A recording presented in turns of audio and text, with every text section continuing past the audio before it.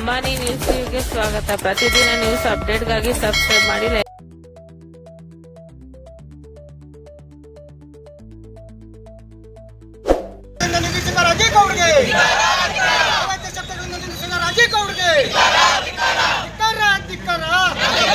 Ambani news TV ವೀಕ್ಷಕರಿಗೆ ನಮಸ್ಕಾರ. ಪೌರಾಯುಕ್ತೆಗೆ ಧಮಕಿ, ಕಾಂಗ್ರೆಸ್ ಮುಖಂಡ ರಾಜೀವ್ ಗೌಡ ಅಮಾನತಿಗೆ ಶಿಫಾರಸು.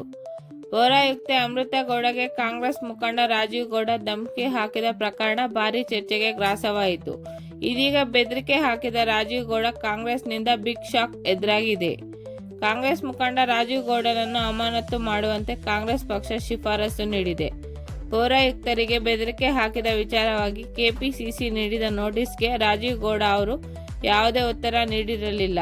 ನೋಟಿಸ್ಗೆ ಸರಿಯಾದ ಸ್ಪಷ್ಟನೆ ನೀಡದ ಹಿನ್ನೆಲೆಯಲ್ಲಿ ಪಕ್ಷದ ಶಿಸ್ತನ್ನು ಕಾಪಾಡುವ ಉದ್ದೇಶದಿಂದ ಅವರನ್ನು ಅಮಾನತುಗೊಳಿಸಲು ನಿರ್ಧರಿಸಲಾಗಿದೆ. ಕೆಪಿಸಿಸಿ ಅಧ್ಯಕ್ಷರಾದ ಚಂದ್ರಶೇಖರ್ ಅವರು ರಾಜೀವ್ ಗೌಡ ಅವರನ್ನು ಪಕ್ಷದಿಂದ ಅಮಾನತುಗೊಳಿಸುವಂತೆ ಅಧಿಕೃತವಾಗಿ ಶಿಫಾರಸು ಪತ್ರ ಬರೆದಿದ್ದಾರೆ. ಈ ಪತ್ರವನ್ನು ಕಾಂಗ್ರೆಸ್ ಶಿಸ್ತು ಸಮಿತಿ ಅಧ್ಯಕ್ಷರಾದ ರೆಹಮಾನ್ ಖಾನ್ ಅವರಿಗೆ ರವಾನಿಸಲಾಗಿದೆ. ಅಂಬಾನಿ ನ್ಯೂಸ್ ಟಿವಿ ವೀಕ್ಷಕರಿಗೆ ನಮಸ್ಕಾರ.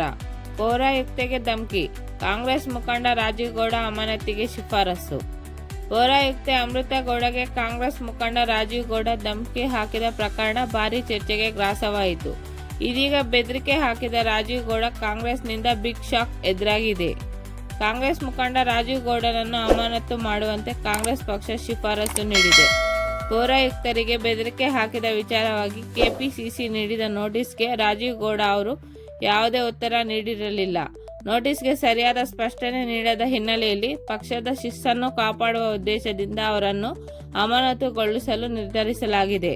ಕೆಪಿಸಿಸಿ ಅಧ್ಯಕ್ಷರಾದ ಚಂದ್ರಶೇಖರ್ ಅವರು ರಾಜೀವ್ ಗೌಡ ಅವರನ್ನು ಪಕ್ಷದಿಂದ ಅಮಾನತುಗೊಳಿಸುವಂತೆ ಅಧಿಕೃತವಾಗಿ ಶಿಫಾರಸು